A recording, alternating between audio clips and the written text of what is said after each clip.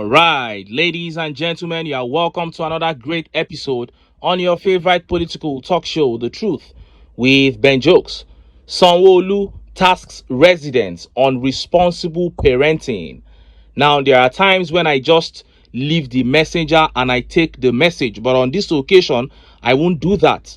Sanwo-Olu cannot be talking to us about good parenting after openly releasing thugs to kill and maim citizens during the last elections. What about the rate of drug abuse in Lagos State? Alarming, and the state government just looks away because we know who is in charge. Sanwo-Olu and his boss, through their wickedness, have even impoverished parents to the point that many parents have lost control over their children because they cannot provide for them. So wetin you wan tell pikin wey you know they give food?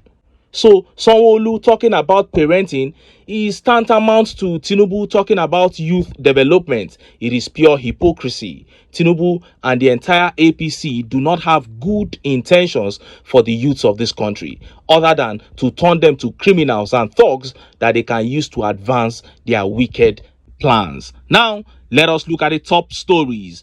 Wike mocked Tinubu in the FCT yesterday. He made it a move that seemed like an honor, but in the real sense, it was mockery at the highest level. And just as Nigerians were yet reacting to that shocking update from Aso Rock began circulating. Nigerian government, having completely run out of ideas, is now moving to start teaching Nigerian youths how to gamble their lives away. Stabilize power. No, they can't. Okay, reduced interest rates so that youths can take loans and go into entrepreneurship. They haven't done that. What they have now signed to do is to teach youths how to gamble. Before I show you details of these top stories and how Nigerians reacted, let me quickly show you this video. TVC, a station owned by Tinubu, has scored Tinubu's first 2 years in office high because he is their employer. But Tinubu was scored extremely low on News Central. He was scored low on Arise TV, low by Financial Times and Bloomberg.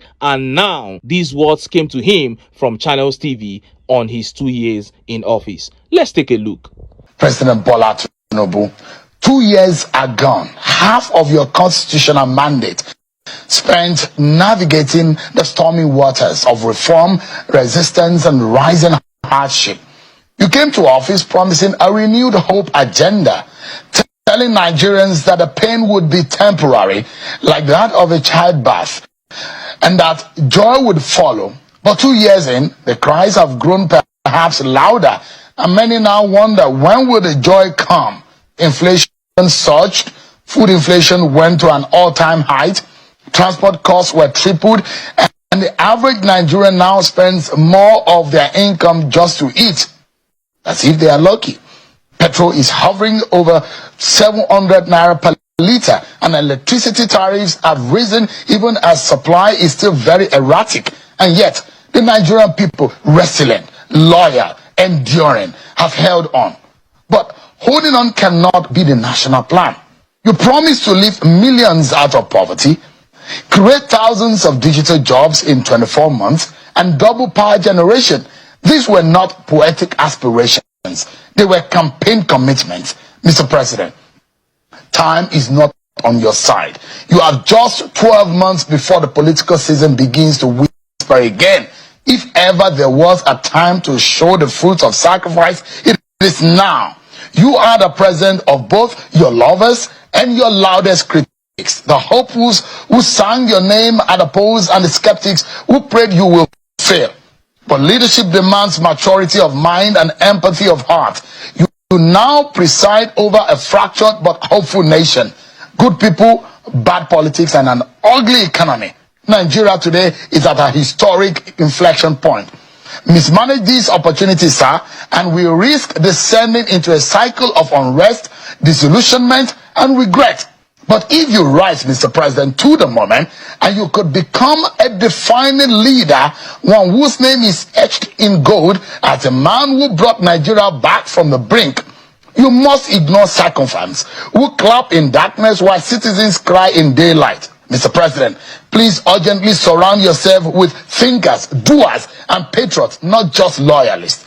Every day must count. Every decision must deliver value. Because when a nation suffers this deeply, there is no luxury of time or ego. No more excuses. President Bola Tinubu, we in the media, we will do our own part. We will question, probe, inform, and hold you accountable, not out of hostility, but out of duty. The opposition must also rise, not just to criticize, but to push this country forward. Civil society organization must now organize, awaken consciences, and be the voice of the voiceless. And our people must now stop being docile. We need to raise a mass of active citizens who are willing to fight for their nation and also work hard for its good. Citizens, your voice counts. Don't lose it. And for those of us who believe and who are people of faith, we will pray as scripture commands us for the peace of the land and the success of its leaders. Because President Bola Tinubu, your success is Nigeria's success, and your failure will be our shared tragedy. Nigerians will rally behind you if they see sincerity, action, and result. But never forget, fury awaits any leader who mocks the pain of the poor. Sir, history is watching. Posterity is watching, and 200 million Nigerians are watching. Let this second half of your presidency be a turning point. Make us proud, President Bola Tinubu. Make Nigeria great. And that has to start now. You heard that. Sadly, Tinubu is not cut out to make anyone proud. His second half in office will even be worse than his first half. As we can see, he's not even interested in the second half. He's already campaigning all over the country for another term. In his eyes, he has finished his first term. He knows that he has nothing else to offer. So if you are not satisfied with what he has given you now, if you are not satisfied with the fact that there is hunger everywhere, if you are not satisfied with the fact that there are killings everywhere on a daily basis, that is your own business. That is what Tinubu is saying to you. So there is nothing we say that is going to change his mind, his position, or his actions. It is we that must change our own. If you are watching this video and you are a supporter of Tinubu, it is high time you gave up that pretense. You are aware that most Nigerians are living like slaves under this man. Give Tinubu another term and this country will not recover from the harm he will cause. It will take us over 50 years to recover. That is if a good leader succeeds him, and you know he will ensure that he is not succeeded by a good leader. He's going to sponsor another criminal to take over. Nigerians have an opportunity in 2027 to come out of this slavery. If we miss it, we will remain in chains for decades to come. Now, let us look at the top stories. First is that update from FCT. Wike mocking Tinubu in the name of loyalty. And next is that shocking update from Aso Rock. Instead of stabilizing power and reducing interest rates and making the environment viable for economic growth so that youths can thrive and build their lives, Tinubu has decided to teach Nigerian youths how to gamble. Let's start by taking that update from the FCT. Look at how the papers reported it. Wike renames Abuja International Conference Center after Tinubu. Abuja Federal Capital Territory FCT Minister Nyesom Wike has renamed the Abuja International Conference Center AICC after Bola Tinubu. Speaking at the commissioning of the structure by Tinubu on Tuesday in Abuja, Wike said Ahmed Tinubu International Conference Center is a world-class structure requiring constant maintenance, and that anybody using the premises must be made to pay irrespective of his or her status in the society. He's already saying that the structure would require constant maintenance. So he's already talking about how they are going to keep stealing using that structure. And Jojo here says official Bat is the most gullible person Nigeria has ever presented in Aso Rock. Very soon, all national monuments will be named after him, his late adopted mother, or his wife. It is such a shame. This is mockery at the highest level. And it also shows how shallow Tinubu is. Any man that can be easily impressed with this kind of psychophancy is a shallow-minded human being. You will not be in office forever. Tomorrow, someone else will come and he will rename the ICC. And I hope hungry Nigerians can see what is happening here. You are dying of hunger and Tinubu is out here having fun with your resources. Wike spent over 35 billion naira renovating the ICC. Nothing was wrong with the building. He just, collected that 35 billion naira. We all know highest he spent on it, maybe just about 2 or 3 billion, embezzled the rest. And now he has renamed it after Tinubu, after a massive failure of a human being. So this is all they are doing with the subsidy monies that they claim to have saved. They said that there was only few people that were enjoying subsidy funds. Now they want Nigerians to enjoy. So it is by putting 35 billion naira in ICC that you and I will enjoy subsidy removal funds, right? This is a disgrace. And just as Nigerians were yet reacting to that disgraceful update from Aso Rock began making the rounds. Instead of creating the right environment for youths to thrive in entrepreneurship, production, and industrialization, Tinubu has moved to teach Nigerian youths forex. Have you ever heard a situation where a government is saying he will gather youths and teach them forex? Look at how the papers reported it. Federal government to train 100,000 youths annually in forex trading. The federal government has signed a memorandum of understanding with Investonaire Academy to train 100,000 young Nigerians every year in foreign exchange trading as part of efforts to tackle unemployment and drive financial inclusion. This was contained in a statement on Tuesday, signed by the Federal Ministry of Youth Development's Director of Information and Public Relations, Omolara Eson. The Memorandum of Understanding, sealed on Monday in Abuja, will see the Nigerian youths equipped with practical skills in forex trading, risk management, and financial literacy, with the aim of preparing them to actively participate in the global financial ecosystem. Speaking at the signing, the Minister of Youth Development, Ayodele Olawande, described the initiative as a strategic step towards empowering young people with digital and entrepreneurial skills that can yield long-term benefits for both individuals and the economy. This partnership reflects our strategic vision for sustainable youth development. Beyond trading, we are teaching our youths to think critically, embrace digital tools, and seize global opportunities to build wealth and contribute meaningfully to the Nigerian economy, Olawande said. According to the statement, the minister emphasized that in a time of economic uncertainty, initiatives like this provide a credible route to financial independence and entrepreneurial resilience. This MOU is not just formality, it is a commitment to action. We will ensure transparent, measurable outcomes that genuinely impact the lives of young Nigerians, he added. Fallacy of the highest order. Nigerian youths have been doing all these things you described in this update for themselves for years. They don't need any government to come and do this for them. Now, this is not to discourage or disrespect anyone who is into forex trading. Don't get me wrong. I have people who are into forex trading as well. But a government cannot choose forex trading as something to invest in.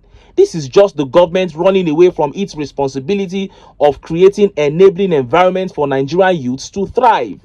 Go and stabilize the power sector. Stabilize the power sector for God's sake. Tackle insecurity. Reduce interest rates so that young people can be able to take loans to go into entrepreneurial journeys. Our youths know what to do. The ones who are into forex in today's Nigeria didn't need the government to teach them. This is another trick from the Minister of Youth Development to embezzle money, and we can see through it.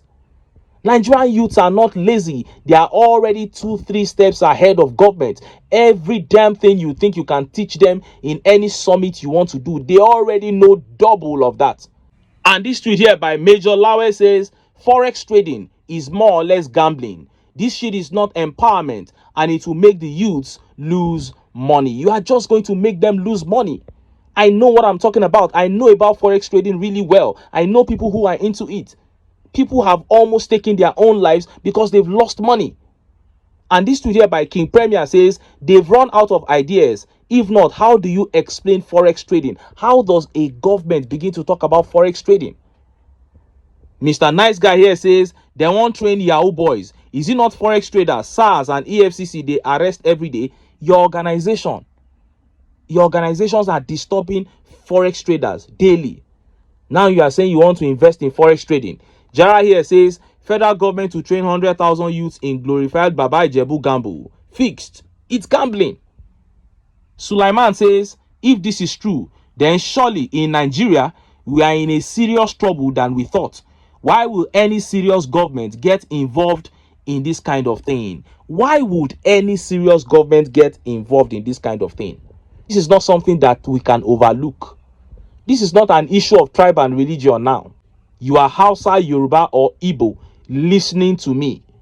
This one is beyond what anything we have ever thought about. Look at what your government is coming down to invest in because they have run out of ideas. Not solely because they have run out of ideas, because they are wicked. This is a deliberate attempt to destroy the future of young people. Because they have been shouting, go and fix the power sector. You are holding the youths back. You are holding development back. With this instability in that sector, you have not done anything. What have you done in the area of education? What have you done in the area of providing credit facilities for your young teeming population to thrive? Nothing. And now you are coming to say you want to teach them forex trading? Well, we can't say more than this. We have brought these issues to light online and offline. We have said all that we can say about the APC. They have come to steal, to kill, and to destroy. It behoves Nigerians now to do the right thing. If we can jettison our sentiments, these are aboriginal sentiments that have held us back, and we come together, stick together, we can unite and take this country back. We can do it more easily than we think. A country of over 200 million people, less than 10,000 people cannot just hold us to ransom. If we keep these sentiments aside, we can unite, stand behind His Excellency Peter Obi, and rescue this country. But until then, make I still enter town. Make I go get some ugbonge political news wey una go like. Why? Because now, because of now I dey here, so don't go away. Don't go.